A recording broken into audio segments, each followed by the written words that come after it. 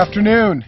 We're now on the west side of Paso Robles at an area that's known for some great varietals, and we have a real treat here. We have one of the celebrated winemakers from this area, Jeremy Weintraub, and he's going to talk to us about Adelaida and some of the vineyards and some of the stuff they're doing.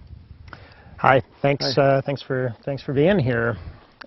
We are standing right in front of some Counoise plants that we've harvested, believe it or not, half of it right now. This is our second to last harvest.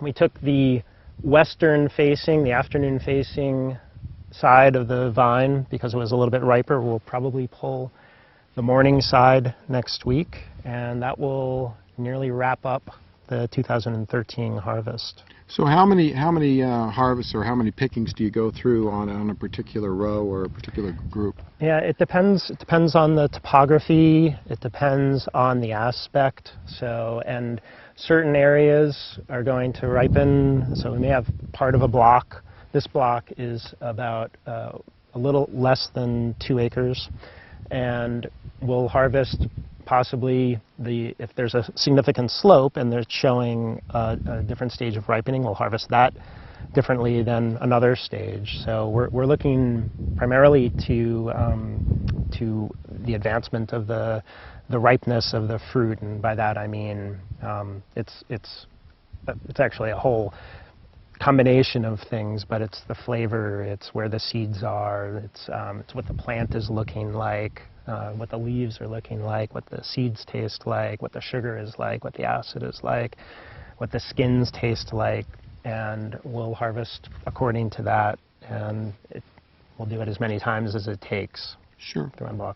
Now, a lot of people may not be familiar with the variety Counoise, but it's popular worldwide. And what is its fundamental use, or what is it most prominently used for in winemaking? We use it at Adelaida as a blending component for our red Rhone blends. So we have a Rhone blend called Version, and it makes up a very small portion of that. We look to it for some acidity, some nice bright acidity, and some of the aromatic components, bright red fruits that it adds. So it's a nice countermeasure of sorts to the larger format of a Syrah, which is going to have more tannin, more color, more body, and it adds a little. It's just another little blending component that adds something special to the wine. Now, when you harvest this and you're going to ferment it, would you ferment this independently and then blend it later, or do you co-ferment? This particular grape we're going to harvest separately, and for the most part we harvest things separately. There are occasions where we might co-ferment something. Given the right time, we've harvested Viognier, which is actually just up the hill a little bit, and we co-ferment that with Syrah because it brings some more color into the final wine. But Counoise, we do this all on its own, and we try and do it in a reductive environment in a closed top tank because it's prone to oxidation. Okay. Very good, very good. I discussed with you on the way in here a couple issues. One was the size of the vineyards here at Adelaida. How many acres do you have under vine? We have right now 175 acres under vine. We've got 150 producing acres. So just this earlier in the year, we planted about 23 acres of a handful of different varietals. We've got Alicante Boucher and Zinfandel and Grenache and Carignan, and we're doing that as we're going to be dry farming that because water is such a premium here. And if you don't mind explaining what dry farming is. Sure. We want to encourage, and for the life of the vine, we're hoping ultimately that we're going to just wean the plants ultimately off of water.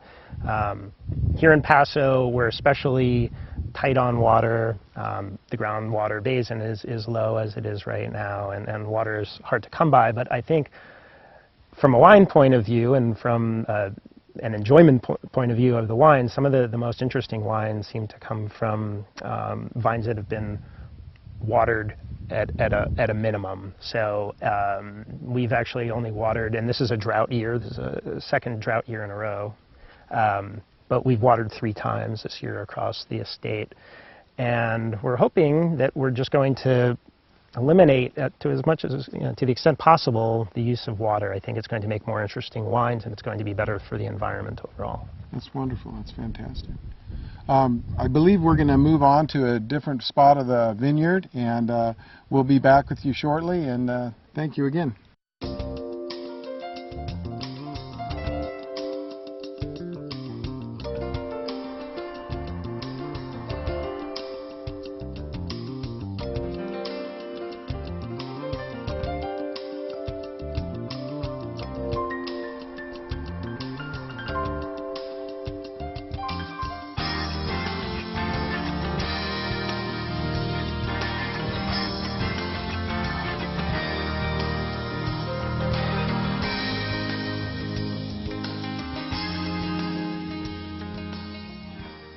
Here we are at another spot on Adelaida's property, and Jeremy's going to talk to us a little bit about site and soil selections. So Jeremy? Yeah, happy to do it. As you can see, it's a really beautiful property here. We're standing right now in front of 49-year-old Pinot Noir plants. This is, as far as I know, the oldest producing Pinot Noir plants in, south of Monterey. And they're beautiful. Obviously, they're beefy, and they make some fantastic wines, some very concentrated grapes. One of the interesting features about this ranch, and a good part of the west side of Paso Robles, is the high proportion of calcium carbonate, lime chalk in the soils. And wherever you fall as far as the soil effect on wine quality goes, it's an important component. Whether it's the most important component is debatable, but it certainly plays a role, I think, in the quality and the flavor of the wines that come out of these grapes. We're only about 11 or 12 miles from the coast, so Pinot Noir, I've heard, that is a difficult grape to grow in the heat, in the what is known as warm climate. Does the fog play a role in the cool mornings, or anything help with growing great Pinots here? We have nice cool mornings. That's right. The sun doesn't usually, or the clouds don't usually burn off until 11 or so. So we have these nice cool mornings. We have cool evenings. We do get some heat during the day. I think when this was planted, and it was on the advice of a world-renowned winemaker, and I think he made the right choice with the plant material, with the clone, and we don't actually know what that material is. So now it's Pinot Noir aficionados are very very passionate about debating the quality of a particular clone, and there are a dozen Dijon clones and their relationship with the particular root stock. We don't know what this is. We just know that it makes good Pinot Noir. Since 1964. Since 1964, that's great. right. That's right. And one of the other features, so is Pinot Noir in a warm climate, again, coming back to the soil a little bit, we have high limestone content soils, which is a feature that's found in the most important Pinot Noir growing regions in the world. But then again, talking about soil, I mean, if soil were everything, then our wines would taste like, there's high limestone in parts of China. There's high limestone in Saint-Emilion. There's high limestone in Piedmont. But it's soil being one component of a number of different things, including the sun and the overall heat days, the people who are farming it, how they're farming it, their attention to detail when they're farming it. All of these things are important and probably equally important to the soil. And you bring up a good point about farming and how they're farmed. These are all hand-picked? All hand-picked. I don't think it's possible, and if you could just look to that horizon over there, to drive anything through there without, we do have a crawler, but none of the there's no machine harvester that can attempt that that type of slope right there. And that's largely that's 99% of the vineyard, or the vineyards that we have at Adelaida. That's what we have, are deep, steep slopes. Okay. I'd like to, when we go back to the winery, I'd like to talk to you about processing of the different varietals. But right now, I was noticing the way these were trained, and being as old as they are. You mentioned that you have other varietals that are trained completely different. Right. Well, we just planted a new vineyard that we're doing in a head train style. So there, again, I think each region is going to show, each trellis system is going to work in a particular way in a particular growing region. And we've found that, and in much of California, you have what's called a VSP system, where the shoots are trained up and tucked into wires. And the head train system that we're working on out there is not, there's no trellis. There's no permanent trellis. It's a trunk which is about 18 inches off the ground, and then we're working to develop a system of, it looks like a basket, if you will, and two baskets. So one basket here and one basket here, where the fruit is coming off of, and that's just another way of growing the grapes. You see it in parts of France where there's a strong the Mistral. So there are reasons, there are structural reasons, architectural reasons, if you will, for training a vine in a particular way. And we found that here in California, we're not suffering for sunlight at all. We're not under any particular wind stress. There are some windy days, but we actually want to make sure that we're getting just enough sunlight on the fruit and on the leaves, but not too much sunlight on the fruit, because we're concerned about sunburn. So we wouldn't do the same type of thing that you would see on the Sonoma coast, for example, where you have to do everything you can to try and ripen those grapes. We don't have a problem ripening grapes here. In fact, from a winemaking perspective, we're very conscious of over-ripening things. I think it's easier to over-ripen here than under-ripen. So. Sure. Sure. All right, then we're going to move on, and we'll be back to you in a few minutes to talk about varieties and a few other locations here at Adelaida. So here we are at Zinfandel Vineyard, and a couple things to mention here. We've got not only Paso Robles Crown Jewel Zinfandel, or at least what it's famous for, but we have a unique vineyard in that it is head trained. Different style, there's no trellising and so forth. And in addition to that, this is all dry farmed. There's no artificial irrigation. It's all on what Mother Nature provides it. So I'm going to have Jeremy talk about the Zinfandel vineyard here and the sustainability of Adelaida. Yeah, this is Michael's vineyard, Michael's estate vineyard, and it's named after Mike Whitener, who's our ranch manager. This is, as you mentioned, Zinfandel. We just finished picking our Zinfandel. Our last Zinfandel was picked on Monday, and it's, as you can see, this is the head-trained plant. There's no support system for it. It's just the trunk and then the canes coming off of it.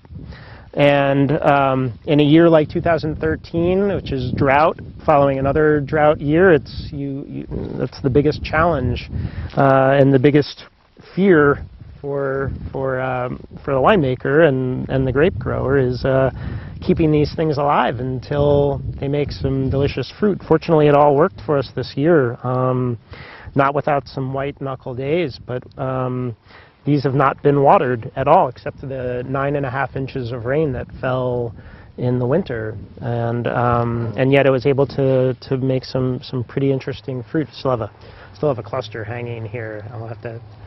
Maybe we could pick that and make that into something. But yeah, it performed really well. The leaves, as you can see, are still green. They're not all brown and crispy. So it's a testament to the possibility of dry farming here in Paso Robles, which is not a high rainfall area, which is the opposite, in fact. And pretty excited about the fruit that came off of this estate this year.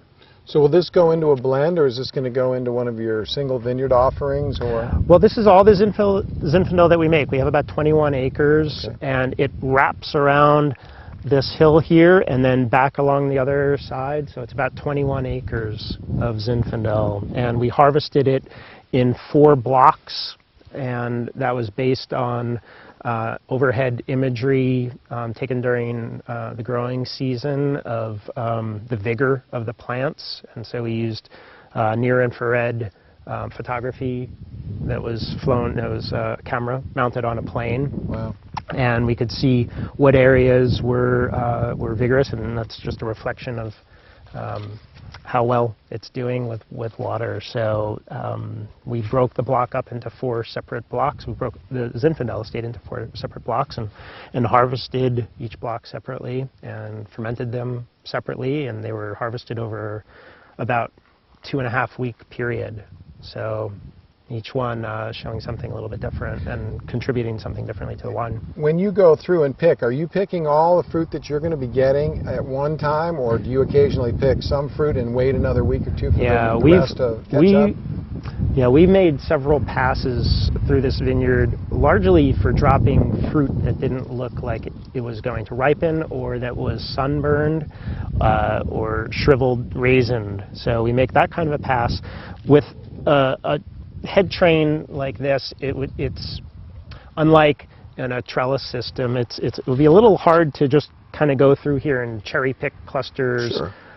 Week by week, but like I said, we do that on a larger scale by breaking this into blocks. And so each of these was about 3 to 5 acres, each of these blocks. Okay, well, thank you very much. You're welcome. This is great. I'm going to take a bite of this lovely Zinfandel berry, and we're going to head back to the winery and finish up.